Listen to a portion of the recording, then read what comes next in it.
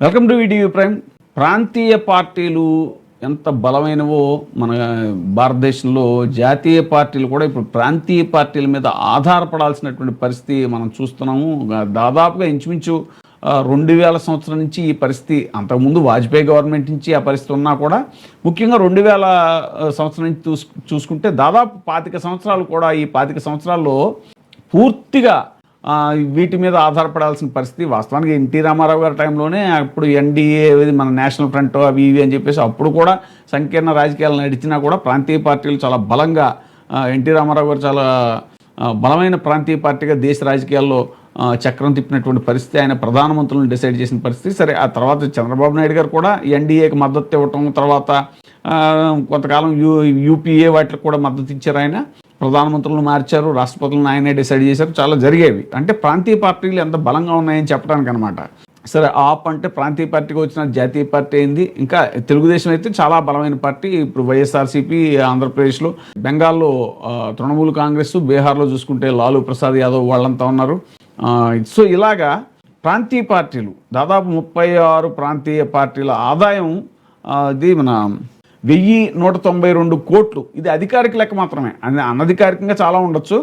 తొలి స్థానంలో తెలుగుదేశం పార్టీ ఉంది. 3, 4, 7 స్థానాల్లో వైఎస్ఆర్ కాంగ్రెస్ పార్టీ, భారత రాష్ట్ర సమితి బారాస, ఇదివరకు తెరాస కదా మన ఇది, తర్వాత జనసేన. వీటిల్లో 2024-25 ఆడిట్ నివేదికల ప్రకారం వెల్లడించినటువంటి ADR, association for democratic reforms, వీళ్ళు ఈ సర్ మీద కూడా చాలా విస్తృతంగా ఆరోపణలు చేయటం, వాటి మీద ఫైట్ చేయటం అవన్నీ చేస్తున్నారు. ఇది మన ఓట్ చోరీ వాటి మీద కూడా.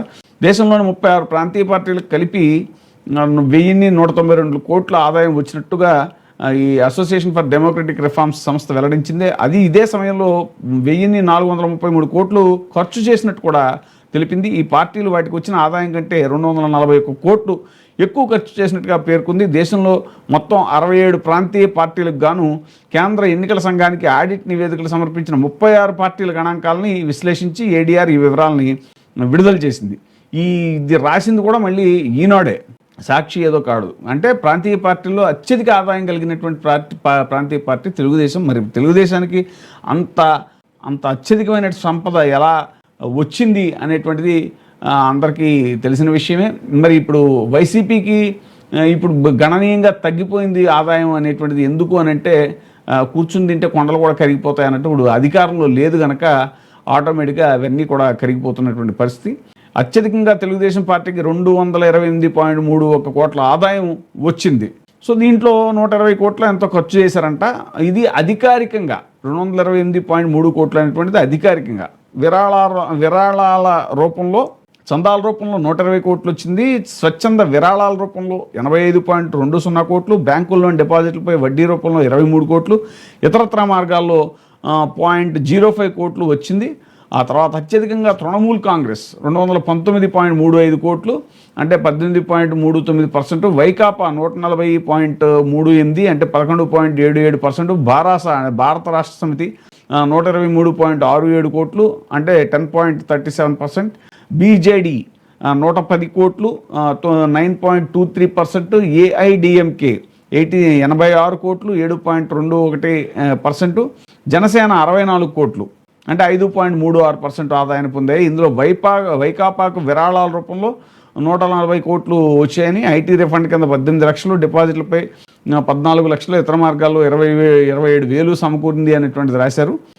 భారతీయ రాష్ట్ర సమితికి షెడ్యూల్డ్, నాన్ షెడ్యూల్డ్ బ్యాంకుల్లో ఉన్న డిపాజిట్లపై వడ్డీగా 107 కోట్లు, చందాల రూపంలో 15 కోట్లు, ఐటీ రిఫండ్పై వడ్డీగా 13 లక్షలు, ఇతర మార్గాల్లో 48 లక్షల ఆదాయం దక్కింది అని.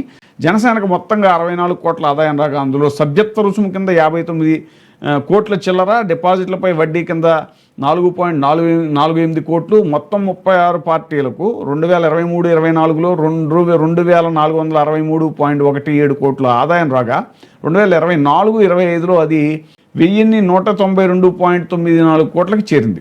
ఇందులో భారతీయ రాష్ట్ర సమితి ఆదాయం 561 కోట్లు, తృణమూల్ కాంగ్రెస్ 427 కోట్లు, బీజేడీ 187 కోట్లు, ఆర్జేడీ 72 కోట్లు, తెదేపా 56 కోట్లు, వైకాపా 56 కోట్ల మేర తగ్గింది అని రాసుకుంటూ వచ్చింది. ఏఐడిఎంకే ఆదాయం 39 కోట్లు, ఎంఎన్ఎస్ 37 కోట్లు, జనసేన 24 కోట్లు, జేఎంఎం 21 కోట్లు, జేడీయూ 16 కోట్లు, సిపిఐ ఆదాయం 10 కోట్ల మేర పెరిగింది అనేటువంటిది.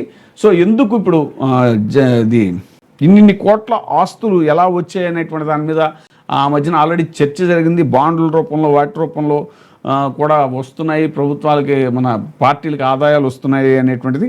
సో టీడీపీ ఈ విషయంలో అగ్రతాంబూలం అందుకుంది.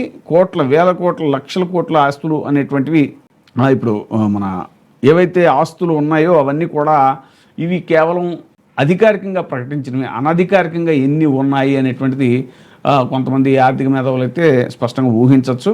సో ఇప్పుడు ఇక ఖర్చు విషయానికి వస్తే మరి వైసీపీ పార్టీకి అధిక ఖర్చులు ఎందుకు అని అంటే ఇప్పుడు ప్రస్తుతం అధికారంలో లేరు కాబట్టి వాళ్ళ ఆస్తులన్నీ కూడా కూర్చుని తింటే కొండలు కరిగిపోతాయి అన్నట్టుగా సో వాళ్ళ ఇది ఉంది. సో ఈ ఆర్థిక సవాళ్ళు ఇవన్నీ తట్టుకుని ఏ పార్టీ నిలబడగలుగుతుంది ఏంటి అనేటువంటిది భవిష్యత్తు నిర్ణయించాలి. ఇప్పుడే సబ్స్క్రైబ్ చేయండి, లైక్ చేయండి, షేర్ చేయండి. WEIGH TV ప్రైమ్, మీ ఉత్తమాభిరుచుల సమ్మేళనం.